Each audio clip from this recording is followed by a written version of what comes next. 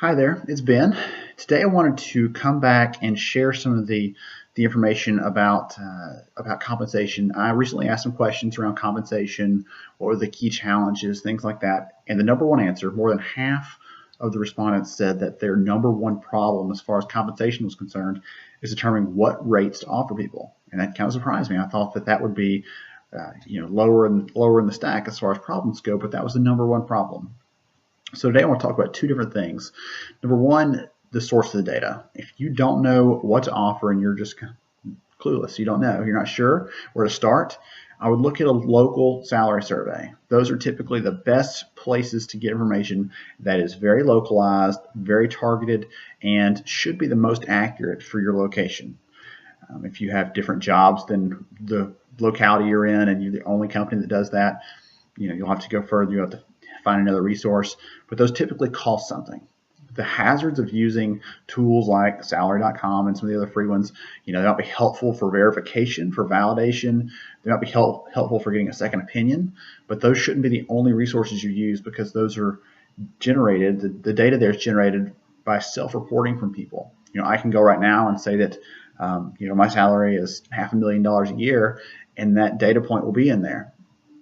So having people go and just enter that information, it doesn't necessarily mean it's accurate. Actually, I know someone who works for a government agency. They have to audit companies based on their pay rates and some other practices. And they said, one of the first things we do is we look at where their data came from.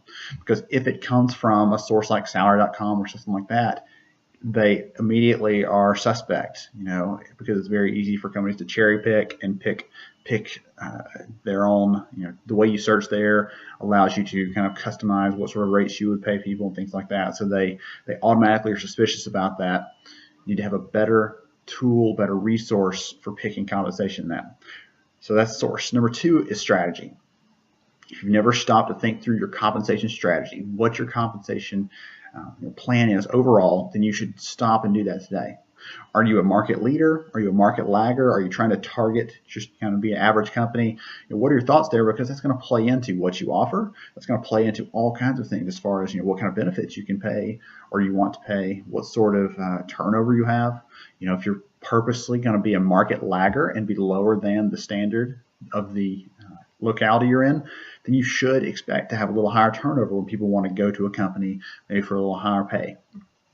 If you're a market leader, then you've got to know what that market rate is so you can pay above that. So you can say, we're going to pay premium because we want to have the best people and we're going to put the money out to do that.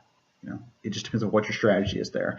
So those two things are really helpful in figuring out what sort of compensation rates to offer, and that should help you with that first big challenge there. I'll be coming back in a couple of days and sharing about some of the other challenges that were reported in that study. Thank you for your time. Have a great day.